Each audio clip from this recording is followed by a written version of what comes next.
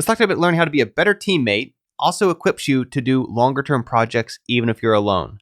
Why these are fundamentally, deeply, actually in many ways the same skill. Idea today is actually coming from a fairly academic, theoretical resource. A little bit of micro backstory here. One of my favorite books is Irrationality, an essay on Acrasia, self-deception, and self-control. It's this absolute rabbit hole written in the mid-1980s by Alfred Mealy, philosopher, incredibly dense about breaking down why we don't do the things we mean to do, how our intentions misalign with our judgments and our behaviors. It correlates to free will, is all kinds of interesting things in his research. More recently, a couple years ago, he released a compilation of essays from other psychologists, philosophers, researchers called Surrounding Self-Control. It's only a couple years old, so it's much more modern, lots of interesting empirical data in there. But I want to work today from Chapter 20, Empathetic Self-Control by David Shoemaker, from the Surrounding Self-Control book. This is literally Alfred Mealy's summary of it. At the high level, he identifies people with a high degree of self-control typically enjoy better interpersonal relationships, greater social adjustments, and more happiness than those with low degree of self-control. Sounds obvious. That's probably why we care to improve our self-control. He then tends to note that those with low self-control tend to have low empathy. There's a correlation between these two. Empathy is in fact a type of self-control. Once we see that the type of empathy exercise is also exercised when casting ourselves into the shoes of our future selves, we will realize how intrapersonal empathy better enables both volitional and rational self-control. Academic writing can be a little dense. These also, even in Kindle books, are unfortunately kind of expensive. They're written for philosophy students as opposed to general public, so they're priced accordingly. However, we can break this down, right, to working with someone else to put yourself in their shoes is a whole lot like putting yourself in your own future self shoes. That's really all we're getting at here. And this is why, let's say maybe you don't want to do team projects. Let's say you want to work solo. Well, then think about even empathizing with your customer, right? A common challenge of being a marketer, of having to write copy, of having to communicate things is that you have to understand, like, your listener, your receiver, your reader cares about different things than you, is coming from a different worldview than yours, has different goals, objectives, and history and backgrounds, but so too does your future self.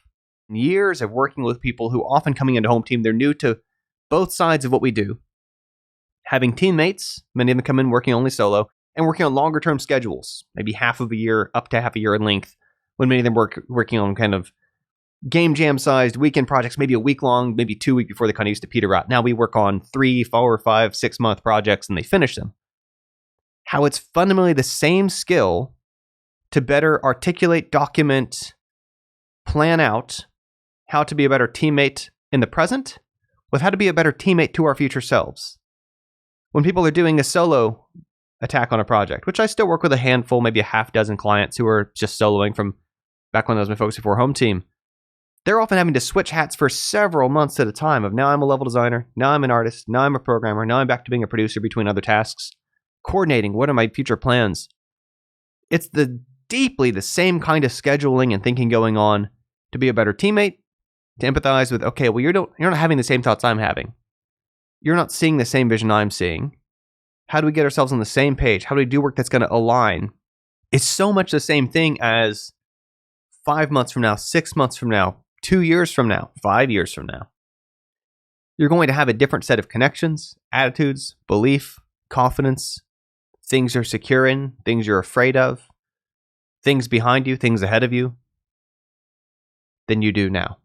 One reason to take an interest in practicing teammates, practicing working with teammates, and practicing working on longer term schedules is that either of those can help you at the other. That when you learn to be a better teammate in the present, it helps you be a better planner, even for your own future.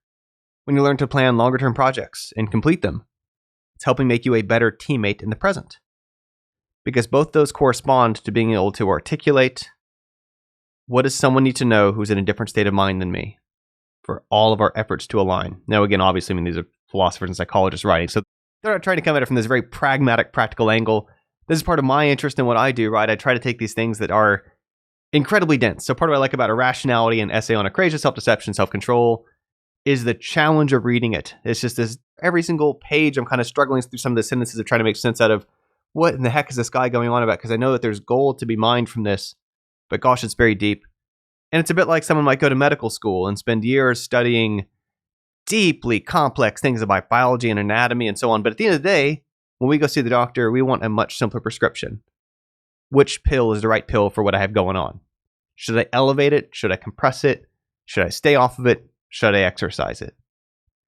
And that's a lot of what I've tried to do when I find these sort of things that excite me, these rabbit holes that are interesting to me, and then bottled up into there's so little overlap between what, say, Alfred Melee wrote about in Irrationality, or something like surrounding self-control, and then what's in self-command.com's productivity audit material is just very grounded. Here are some steps that are very simple, very accessible, very immediately doable, that help us address some of those same deeper underlying behavioral challenges, trying to work around, okay, well, when and how and why do certain things that we do backfire, lead us astray, lead us to self-deceive ourselves, and so on. There's a whole lot of interesting stuff in this surrounding self-control, this newer compilation I found from Alfred Melee. One of these is this point here about teammates being comparable to our future selves, because in effect, working with the future selves is becoming a better teammate to ourselves then. So again, they find their way back to my game developer people. Part of why I started finding and reading these kind of materials is that one of the challenges I most often ran into with game developers who come into Home Team is because there's a misalignment between what they mean to do and what they're doing. They have the equipment, they have the time, they have, in some cases, even the knowledge of how to do this stuff, but they're not doing it. There's a disconnect between the intention, the action that they judge would be best for themselves, and what they're doing. And so finding ways to help equip people through that has in many ways been the bigger blocker than where's the semicolon go? How do I fix this null error? How do I model in Blender? A lot of those answers you can find on YouTube. A lot of those answers you can find in a decent, cheap or free Udemy tutorial. And that takes us down to studying self-control, intention, free will, why we are and aren't able to do the things we mean to do. But anyway, I don't need to take us too far down there. I'm going to probably be mining more from this, but this is from Surrounding Self-Control. It's the David Shoemaker, Chapter 20. Just this simple point I want to pull out of there about working with a teammate.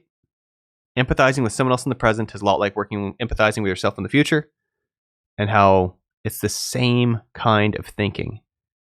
And I think that this realization helps us be a better teammate and to plan better in the future when you start to not just analogize, but really realize that they are fundamentally the same set of skills to putting yourselves in the shoes of how will my wants 5 months from now be different than they are now? How will my strengths, my understanding, my interests be different than they are now? Rather than making the blanket assumption that I'll be exactly the person I am now, just 5 months older, 5 years older, as you're trying to make longer term plans in life. Anyway, that's it for the day. Probably repeating myself a little bit. Thanks for being here as always. Catch you another time. Bye for now.